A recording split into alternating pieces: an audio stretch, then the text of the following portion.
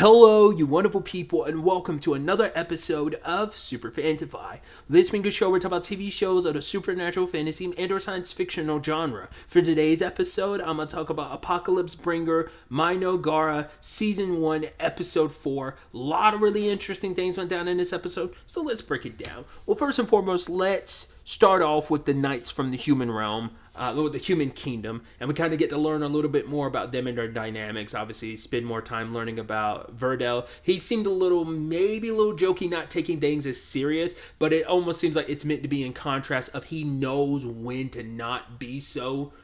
Because we meet Lonis, who I think is so driven, like he might be overzealous in some points and he's just so all about it, but I think maybe there's this need to prove himself because Verdel is like the higher ranked knight and stuff like that, and I think sometimes he doesn't he sometimes shows Verdel the respect he deserves, but then later on in the episode he sure as heck doesn't. So but either way, as they're making their journey forward, they hear talks about like something that the saint and some others had to deal with. Basically, there were some attacks going on, I think, in the north. Like, I think it might have been some border skirmishes or something like that. Maybe, maybe not. Like, some places were being burned, but the rumors are that a witch was involved. But they're kind of like, no, there's no such thing, because if it was, like, the saint was involved, so you think something would come about that. But so it seems like just BS, but I'm wondering if that's who the redheaded character is in the opening.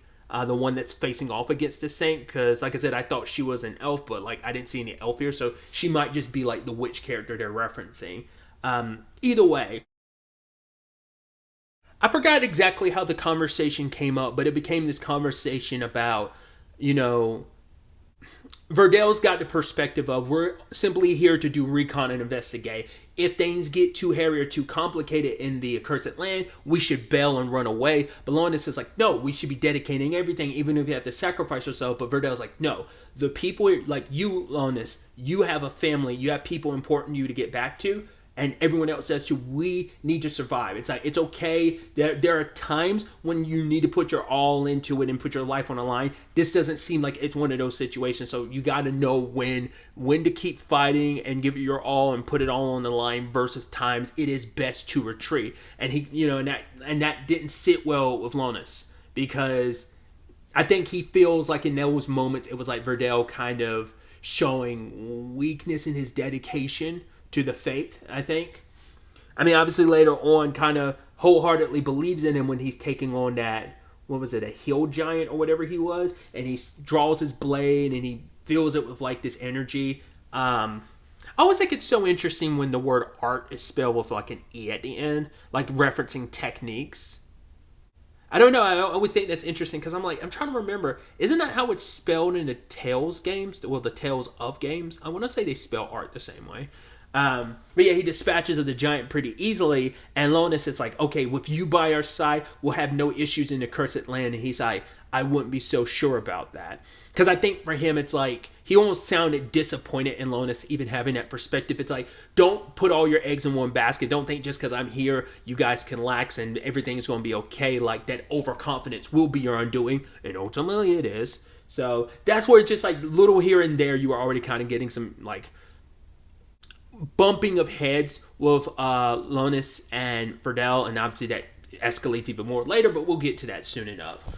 On the flip side of things, in the accursed land, Takuto ends up, sacrificing some of those flesh trees, or fresh flesh fruit from those flesh trees, and he ends up summoning one of those legged creatures, and the dark elves are in awe because they're like, oh my god, you made life, even though he's summoned one before, but this is to kind of add more, and Atu's there to like hype Takuto up, being like, yo, look what he's capable of. If you are happy and you believe in him more, he'll be able to do more. And it's like, it was meant to be like a show that they put on, and luckily it worked out. And now they're thinking like, okay, now that was a success, we can move on to summoning the next person, and that's going to be a hero, Isla, who's the mantis or / grasshopper character we see in like the intro and the outro. which you're like, oh, she's very the way Atu talks about her, it's like, oh, she's another broken character, just like Atu, with her whole like given enough time without even doing anything, Atu naturally gets stronger as time passes. So I guess because of the nature of she can like basically control any of those leg creatures they summon, but also she can summon her own little insect things to do stuff too. So I guess maybe those are the broken aspects of her character.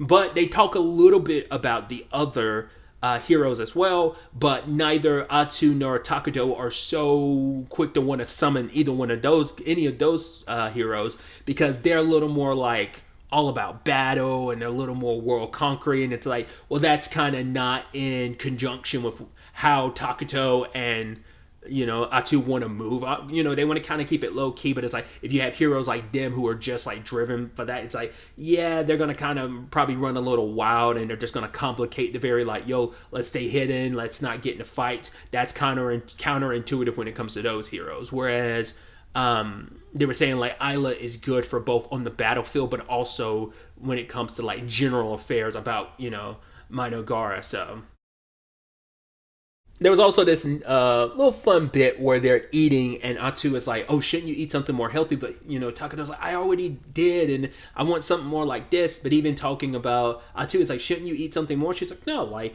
eating something like salads and stuff like that is more fitting of me." I wonder, has she tried any of the food that he's eating? I wonder, will that change things at all? If like she takes a bite, or is it just kind of like, no, like I prefer this because it lends itself more to me and my speed and how I operate. Is more like the leafy greens type of thing. So I don't know, just kind of a fun little bit thing that I'm wondering, like, will that come back in like some comedic way or have some perspective or some changes going forward. But they also were having this conversation about, because they had more of those legged bug creatures like scouting more outside the range of the accursed lands, there's a village nearby. Luckily, it's not aligned to any specific alignment. It's neutral. So they're probably thinking like, okay, so if we can associate with this place, that'll be more help with what we have accomplished. Because it's like, yeah, if it was a good alignment place, that'd be a little harder to deal with. But because they're not, like, we can, probably talk to them and kind of get more of a lay of the grand scheme, get more of a lay of the lands outside of the cursed lands, but also like turn these people to your favor and it benefits you in the long run. But that's all kind of a moot point, because they were joking of like, oh, like what if something pops up? Well, Atu was worried about that, but Takuto was like, that's not going to happen. And she's like, oh, don't jinx it. And he immediately does jinx it, because the knights show up, and Atu was sent to kind of delegate. She was trying to send them away because they don't want to fight. They're thinking like, oh, that's all like barbaric and stuff like that, so we don't really need to do that.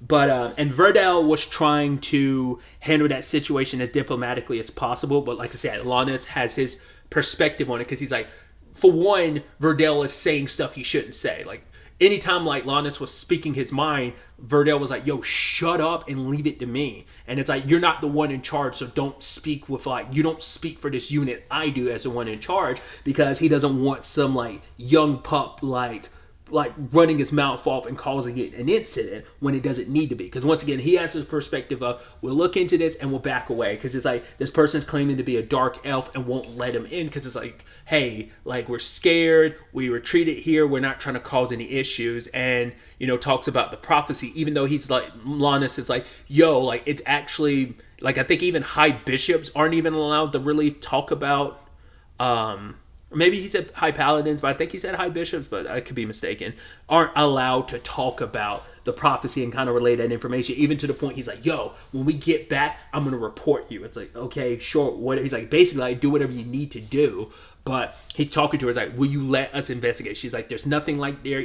We just want to be left alone. We're not doing anything evil. And he's like, you swear? And she even says, like, kind of slyly, like, I swear by my God.